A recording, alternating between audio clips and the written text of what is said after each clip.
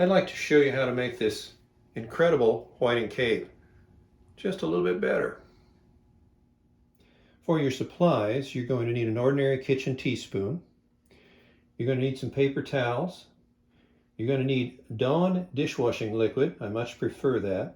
You're going to need a sink with warm water, maybe even hot water, an old bath towel, and a blow dryer.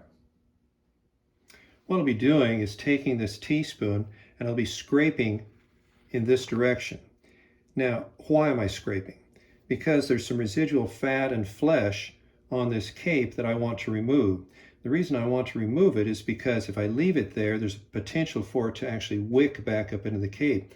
I remember seeing a Mets cape from years ago that inside the plastic bag, there was a dull sort of a greenish gray color to the plastic bag. It was mildew that actually grown on the feathers from residual grease and fat that attacked itself and attached to the plastic bag. Whiting capes are very clean, and they really may not need the effort that I'm going to put into this particular cape. But there's another reason besides the fat, and that is that the cape is fairly rigid. It doesn't have the flexibility that I want, because I want these feathers to really just pop right up at me so I can select the feathers. Well, you may think, well, that's pretty good. Well, let me compare. This is one that I've cleaned before. By the way, notice right here, that is a tear. I got a little exuberant by scraping, and what I did is I tore it. I've patched it with goop. Other types of flexible glues will work fine. Silicone glue may work. I haven't tried that. Goop works very nicely. But I scraped in this direction. By the way, also, I want to mention, scrape with the direction that the quill inserts into the skin. Don't go against it, because you can hear, you would actually tear into it and perhaps tear it so that the feather actually falls out. But look at the difference between that cape that I just showed you and this cape. See how flexible it is? How easy it is to be able to pop it up, select the feathers that you want, and tie your fly, versus this one that's a little bit more difficult to pop the feathers up, and it's just a little tougher to see. Once it's done, we'll show you that this cape will be just as flexible as that one.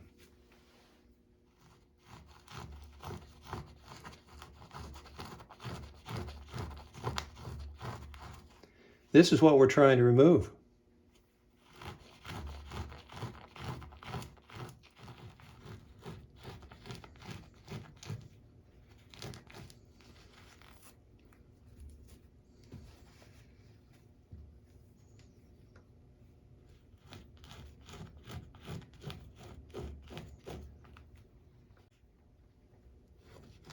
When you get this pretty much done, and you're coming down into this more tender area, the nape of the neck, be cautious. You can really scrape pretty firmly up here and not hurt anything. But you get down here, and that's where you're likely to tear the cape. So be a little more careful how firmly you scrape. When I've taught classes on how to do this, I've noticed that most everybody is a little apprehensive to put firm pressure, but you can really push pretty firm. But you get down here, be a little bit more careful how you approach it. After only 5 minutes work, this is what I have. Now, I admit that this is probably one of the cleanest capes that I've ever scraped, but still, this is what you end up with. You have a little bit of flesh and a fair amount of fat. But see what else it's done to this cape.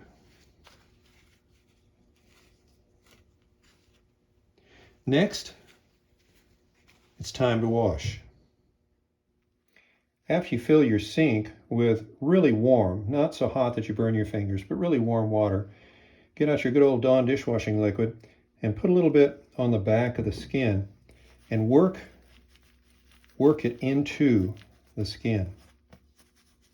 Don't worry about the feathers at this point. Just trying to get some of this fat that's still on the surface of the skin saturated with the soap. Then we're going to go ahead and submerge the skin into the soapy water.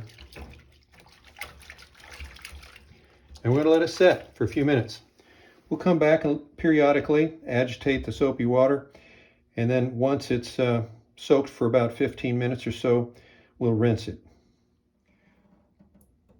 After thoroughly rinsing, and I mean thoroughly rinsing, so you know that there's no residual soap left over, this is what you have. Now, you may lose some feathers in the washing process.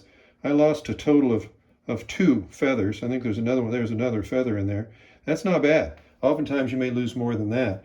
But once you get to this point, then what you're going to want to do is you're going to turn it into itself. Just really roll it up into itself and start squeezing. And what you're trying to do is just get out as much water as you can before the next step, and that's when we involve the bath towel. The next step is to dry it inside of an old bath towel.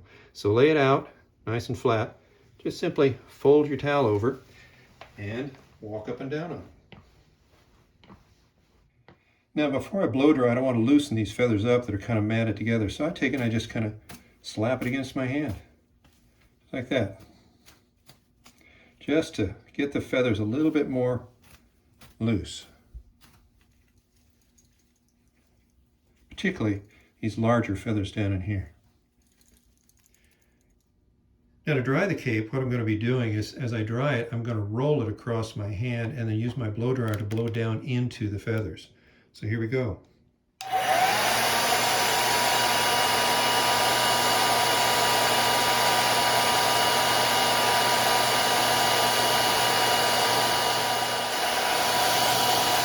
As you get down to the butt end of the neck, you're going to get into these feathers that have more accumulation of barbs on the base of them than the feathers down the rest of the cape, and they take longer to dry, so you need to spend a little bit more time right down in here.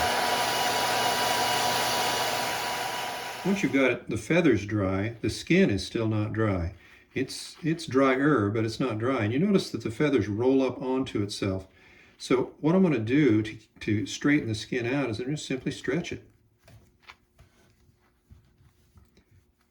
And as it continues to dry, I'll periodically come back and stretch it out.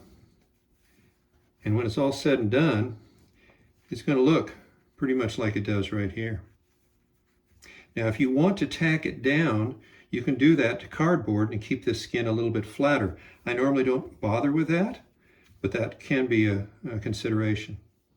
After allowing several hours of drying time to be certain that not only the skin is completely dry, but all the plumulaceous barbs of the feathers are completely dry, so that I can safely put in storage, this is our end result. Here's our comparison cape that we began with, and here's what we have. So let's look again. We have this very flexible cape that's very, very clean. I did tear it on this one, but we talked about the repair. Then we have this cape. Now we have something to work with.